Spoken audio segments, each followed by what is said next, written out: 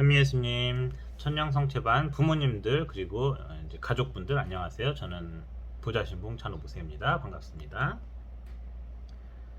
네, 오늘은 오랜만에 수업하니까 그쵸?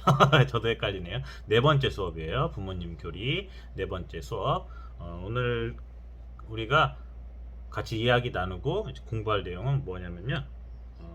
아이들의 천년성체를 우리 가족들이 함께 준비하기 위한 우리들 어른들의 이런 노력과 도움, 아이들에게 어떤 도움을 줄 수 있는지, 그리고 내가 무엇을 노력할 수 있는지, 이렇게 그 내용에 대해서 이야기를 나누는 시간을 갖겠습니다.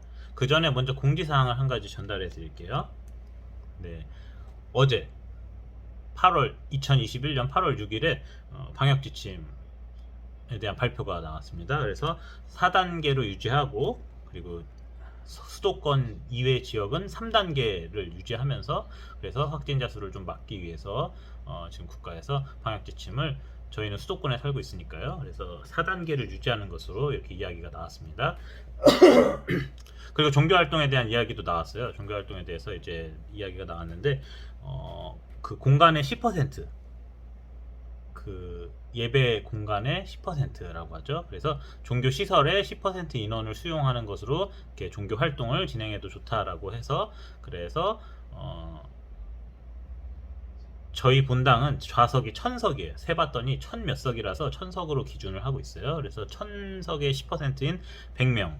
근데 이제 정부에서는 100명은 안 된다 해서 99명까지, 최대 99명까지로 인원을 맞추고, 그리고 규모가 더 작은 시설에서는 공간의 10%라고 제한을 하고 있어요. 그래서 저희 본당은 마침 딱 1000명이기 때문에 10%면 100명이잖아요. 100명이지만 정부의 규정에 따라서 99명이 미사에 참석에 가능합니다. 이 공지사항을 먼저 전달을 해드릴게요. 그래서 사실 말이 좀 빠르죠? 할 말이 좀 있어가지고, 그래서 정부에 대해 할 말은 아니고요.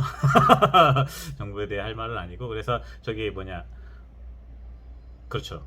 그래서 10%니까 99명이 미사에 참석할 수 있기 때문에, 저희 본당 초등부 미사가 보통 한 80명에서 100명 정도 인원이 왔었어요. 그 사이에 인원이 미사를 늘 참석했기 때문에 이 기회에 천년성체를 진행하면 어떨까라고 이렇게 신부님들께 이야기를 나눴다는 점을 제가 이제 공지를 해드렸습니다. 그래서 그렇다는 점 일단 알아주시고, 저희가 염려되는 부분은 이거예요. 지금 나중에 만약에 지금 가능할 때, 천연성체가 가능할 때 천연성체를 진행하지 않고 추후로 미루게 되면 언제 가능할지 몰라요. 그래서 그 부분에 대해서는 좀 이렇게 판단을 해주시면서 날짜를 함께 결정해 주시면 좋을 것 같습니다. 제가 이미 한번 투표를 제안을 했습니다. 그래서 8월 22일에는 아직까지는 원하지 않는 분이 더 많은 것 같아요. 그래서 그런 부분에 대해서 일단 함께 이야기를 계속해서 나누면 좋겠습니다. 이건 중요한 공지사항이기 때문에 제가 어쩔 수 없이 수업 전에 미리 말씀을 드렸습니다. 아이들이 이제 교리를 거의 다 공부를 했거든요. 70% 공부했어요. 성사에 대해서만 공부하면 이제 아이들은 천년성체를 받을 수 있습니다. 그래서 그렇죠. 공부가 거의 끝난 거예요. 그래서 우리 아이들과 함께 천년성체를 계속해서 준비를 하는데 부모님들도 힘써 주시면 좋겠습니다. 그리고 그동안 공부 아이들이 잘 할 수 있도록 도와주시는 모습을 계속해서 봤습니다. 저희도 줌 수업을 진행했잖아요. 줌으로 수업을 진행했는데, 그때 부모님들이 이렇게 기계도 설치해 주시고 이렇게 옆에서 잘 수업 들을 수 있도록 도와주시는 모습 저도 많이 봤습니다. 그래서 정말 감사함을 다시금 표현합니다. 네, 사설이 좀 길었죠? 중요한 내용이었어요. 이렇게 감사 인사 드리는 거, 그리고 이렇게 천년성체 이후의 일정에 대해서 이제 이야기 나누는 거 꼭 필요할 것 같아서요. 그래서 잠시 이렇게 앞부분에서 이렇게 많은 이야기를 나눴습니다. 자, 오늘 앞서서 말씀드린 것처럼 이제 공부할 내용, 공부는 아니에요. 공부는 아니고, 지난주는 쉬었고, 이번 주도 사실 아이들 천년성체를 8월 15일에 받는다는 전제하에 이번 주도 간단하게 짧게 진행하고 다음 주 쉬면서 문서 준비하고 이렇게 하려고 했었어요. 그래서 계속 쉬다가 아이들 천년성체를 하고 나서 부모님들도 교리 공부를 조금만 할 생각이었습니다. 그럴 예정이었는데 일단 날짜는 추후 다시 안내해 드리는 걸로. 그리고 부모님들도 저에게 날짜에 대한 의견을 꼭 주셔요. 그래야지 추후에 저희가 그 날짜를 정하는 데 도움이 많이 될 것 같습니다. 뭐 예를 들면 3단계로 내려갔을 때라던가 이런 구체적인 날짜를 좀 알려주세요. 제가 연락을 드리겠습니다. 자, 그러면 이제 이야기를 나눌게요. 먼저 첫 번째, 오늘 두 가지 말씀드릴게요. 거예요. 지금 말이 너무 빨라졌어요. 마음이 급해가지고. 아무튼 두 가지를 말씀드리려고 합니다. 첫 번째는 우리가 아이들을 위해서 할 수 있는 노력이라는 게 뭘까? 라는 점 이렇게 먼저 이야기를 나누고자 합니다. 노력이라는 부분이 내가 왜 노력해야 돼요? 이렇게 질문을 하실 수 있죠. 아이들이 천정성취하는데 내가 뭔 노력을 해요? 뭐 이렇게 질문을 할 수 있어요. 따질 수 있어요. 그런데 분명하게 말씀드리고 싶은 부분이 있습니다. 그게 뭐냐면 우리 신앙생활 전반에 대한 그런 이야기를 하고 싶어요. 무슨 뜻이냐면 지금 코로나로 인해서 이렇게 활동을 하지 않고 집에서 많이 쉬시면서 집에서 이제 활동하시면서, 물론 그것도 스트레스죠. 스트레스긴 한데 그런 분들이 많아요. 집에서 내가 이제 가던 곳을 잘 안 가고 우리 가족들의 건강을 지키기 위해서 머무시는 분들이 있습니다. 그거는 아주 바람직한 모습이기도 해요. 그리고 저도 이해를 잘 하고 있어요. 왜냐면 저도 집에서 늘 찬호야 나와서 밥이나 먹자 해도 저는 집에서 늘 TV 보고 자고 그러고 있어요. 그러니까 저도 이해를 해요. 여러분들 다 이해를 하는데 뭐 어떤 것이 중요하냐면요, 저희가 코로나라는 이 상황 때문에 제가 꼭 말씀드리고 싶은 부분이 있어요. 그게 뭐냐면은 신앙생활을 하는 모습을 보여주실 필요가 있어요. 그러니까 이게 무슨 뜻이냐면, 학교에서, 저희 신학교에서도 그런 경우가 있어요. 기도를 하려고 기도가 안 돼도 1시간 동안 앉아 있자 라고 해서 기도 시간을 내는 사람들이 있어요. 바쁜 와중에도. 신학교도 되게 바쁘거든요. 바쁜데 그 와중에도 무조건 하루에 1시간은 기도하는 시간을 내자, 그런 사람이 있고, 아니면 난 바쁘니까 기도는 바빠서 못한 거야 이러고 그냥 넘어가는 사람이 있어요. 그 본인의 삶이니까 뭐를 선택하든 그러려니 할 수 있어요. 그러려니 할 수 있는데, 제가 이렇게 말씀드리고 싶은 부분은 부모님들도, 집에 아이들과 함께 사시는 어른분들도 신앙생활을 하기 위해서 시간을 마련을 해주시고 그런 모습을 아이에게 보여주시는 역할을 수행해야 굉장히 좋아요. 왜 좋냐면 우리 아이들은 눈으로 보고 배우는 경우가 되게 많거든요. 아이들은 습득하는 속도가 굉장히 빨라요. 아이들은 굉장히 똑똑하고 기억력이 좋고 습득하는 속도가 빨라요. 그래서 내가 보여주는 모습을 아이들은 금방 다 흡수해요. 진짜 흡수라는 표현이 너무 적절할 정도라는 생각이 들어요. 스펀지에 물 대면 쫙 빨아들이잖아요, 스펀지는. 그래서 거의 그 정도로 내가 막 평소에 욕을 즐겨서 쓴다. 저도 욕 많이 하거든요. 신부지만 저도 욕을 많이 하거든요. 근데 욕을 즐겨서 쓴다. 그러면 우리 아이들이 제가 욕하는 모습을 보고 욕을 즐겨 쓰게 돼요. 그래서 이런 모습들을 제가 이전에 이제 말씀드렸죠. 부모님들의 어떤 모습들이 중요하다고, 교육을 도와주시면 아이들이 많은 도움을 받는다고. 그게 부모님들이 보여주시는 모습이 아이들한테 바로 흡수되기 때문이에요. 그러니까 뭐 이렇게 과학적으로만 생각할 게 아니고 진짜 보고 배우는 게 그거 가장 중요해요, 사람한테. 그래서 이런 말도 있잖아요. 누구를 뒷담을 깔 때 욕하면서 배운다라는 말이 있어요. 그래서 되게 뭐랄까, 안 좋아하는 사람이랑 같이 있으면 욕을 많이 해요. 저 사람 왜 저렇게 사는 거야? 라고 욕을 하면서도 그 사람을 닮아가요. 왜냐하면 사람은 이렇게 영향을 서로 주고 받거든요. 그래서 욕하는 것도 줄여야 되고, 누군가와 내가 함께 지내기가 힘들다, 그럼 거리를 좀 둬야 돼요. 안 그러면은 내가 그 사람의 영향을 계속 받아서 거리를 두지 않으면 안 된다는 그런 것도 말씀을 드리고 싶어요. 그래서 우리 아이들도 똑같아요. 내가 신앙생활을 하는 모습을 보여주지 않으면 아이들은 신앙생활을 멈춰버려요. 코로나니까 야 성당 가지마 이러고, 코로나니까 부모님들도 집에 있잖아요. 그냥 뭐 코로나인데 어딜 가, 뭐 이러고 있으시면 애들도 똑같이 보고 배워요. 그래서 우리가 해야 될 노력이 뭐냐면, 내가 기도를 하지 않더라도 제가 앞에서 말씀을 드린 것처럼 기도하는 모습이라도 보여주셔야 돼요. 그 모습을 보여주면 아이들이 하느님 믿고 사는 사람은 저렇게 하루에 시간을 두면서 기도를 하면서 사는구나, 아니면 성서를 읽으면서, 성경을 읽으면서 사는구나, 이런 거를 볼 수가 있어요. 그리고 자기도 하고 싶으면 하고 하기 싫으면 하지 않고 뭐 이러겠죠. 근데 이게 보는 거하고 보지 않는 거하고 완전히 큰 차이가 있다는 거를 말씀을 꼭 드리고 싶습니다. 그래서 이거는 되게 중요한 내용이에요. 그래서 이런 것들을 기억해 주시면 좋을 것 같습니다.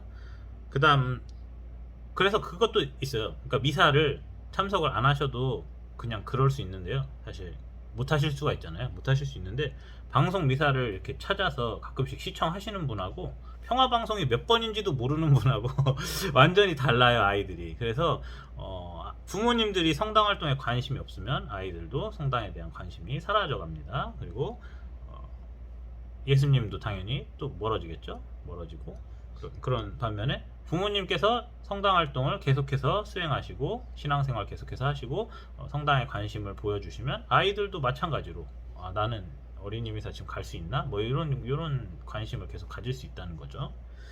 네, 그다음 두 번째, 우리들이 도와줄 수 있는 부분이 뭐가 있을까? 어른들이 아이들에게 도움을 줄 수 있는 부분이 뭐가 있을까요? 이렇게 공부나 이런 걸 도와주실 필요 없어요. 그런 건 필요 없고요. 제가 말씀드리고 싶은 부분은 부모님과의 관계입니다. 저희 친구들 중에 할머니하고 같이 지내는 친구들도 있어요. 그런 친구들은 할머니는 괜찮아요. 괜찮은데 요거를 좀 알아주시면 좋겠어요. 대한민국은 일단 종교의 자유가 있는 나라입니다. 우리나라 대한민국은 종교의 자유가 있어요. 그래서 신앙을 선택하지 않을 자유도 있습니다. 그걸 꼭 알아주세요. 그 신앙심이 강한 분들은 하느님 믿어야지 라고 하는데 그거는 본인한테나 해당되는 얘기고요. 일반적인 사람들한테는 절대 강요를 해서는 안 돼요. 종교를 강요해서 안 되고, 전 성직자니까 당당하게 말하는 거예요. 종교를 강요해서는 안 됩니다. 종교는 스스로 믿는 거예요. 그 활동을 분명히 알아주세요. 그리고 그래서 이제 가족들과 함께 신앙생활을 한다는 것도 서로 영향을 주고받는 그런 건 있지만 각자에게 자유가 있다는 점을 다시금 분명하게 밝힙니다. 이건 굉장히 중요한 부분이에요. 중요한 부분이라서 부모님들께 다시 한번 말씀을 드립니다. 만약에 혼인을 하셨을 때 종교의 자유가 있는 나라가 우리나라이기 때문에 내 배우자 중에 한 사람이 나는 성당 안 다닐 거야 이렇게 하신 분이 있어요. 그리고 그게 혼인이 있어요. 그런 혼인법이 상대방의 종교를 강요하지 않되 상대방의 종교 활동을 존중해주고 자녀에게는 적극 지원해준다라는 그런 혼인법의 내용이 있어요. 법 내용이 있기 때문에, 그래서 부모님들 사이의 관계에 대해서도 이렇게 다시 한번 돌아볼 필요가 있다는 점을 두 번째로 말씀드립니다. 우리가 도와줄 수 있는 부분은 부모님 차원에서 도와주는 부분이에요. 그래서 만약에 우리 남편이 혹은 아버지가 성당 다니는데 내 부인이 성당을 안 다닌다. 그리고 성당을 안 다니겠다고 했다. 그거는 그럴 수 있단 말이에요. 그런데 만약에 이분이 그런 거에 관심이 없이 그냥 성당을 쉬고 있다. 그렇죠? 쉬고 있다. 아니면은 종교가 없다. 그러면 이참에 다른 부모님도 데려오면 좋겠다라는 거죠. 왜냐면 아이들 입장에서 이런 질문을 할 수 있어요. 나는 천연성체를 하는데, 나는 영성체를 하게 되는데 왜 우리 부모님은 성당을 안 다닙니까? 아니면 왜 우리 부모님은 신앙생활을 하지 않습니까? 이렇게 나는 열심히 공부했고 중요하다고 들었는데 왜 다른 사람들은 관심이 없습니까? 라고 이렇게 질문을 할 수 있단 말이죠. 그러면 거기에 대해서 답변을 할 수 있어야 돼요, 부모님들이. 그래서 제가 먼저 설명을 드린 것처럼 만약에 혼인을 하실 때, 첫 번째 사례로 혼인을 하셨을 때 상대방의 종교를 존중해 주기로 했다, 이런 부모님들이 있어요. 이런 부모님들은 그냥 엄마는, 예를 들면 나는 결혼할 때 이렇게 뭐랄까, 우리 성당 다니는 이분하고 그리고 너하고만 성당 잘 다닐 수 있게 해달라고 하기로 했다고 약속했어, 이런 설명을 해주실 수 있어야 돼요.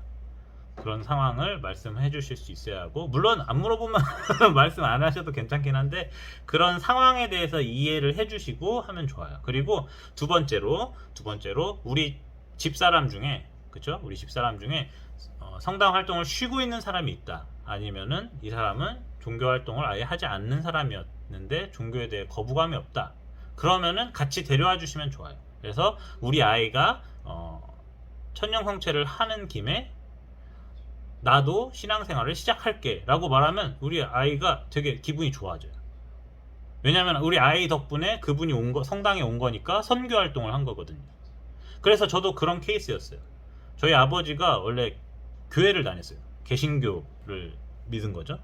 그런데 저희들이 세례를 계속해서 받으니까 저는 삼형제입니다. 그래서 저하고 동생들이 있어요. 저하고 동생들하고 세례를 받고 성당을 열심히 다니니까 아버지께서도 종교 활동을 안 하시다가 성당에 오시게 됐어요.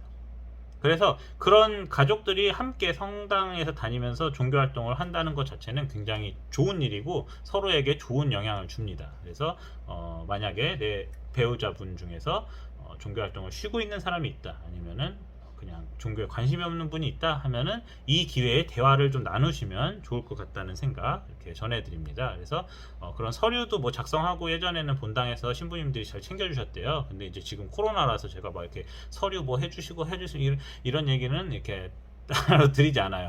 서로 번거롭잖아요. 그래서 그런 얘기는 드리지 않지만, 그래도 오늘 수업은 이 정도로 마무리하면서 다음 주 수업은 또 쉴 거예요.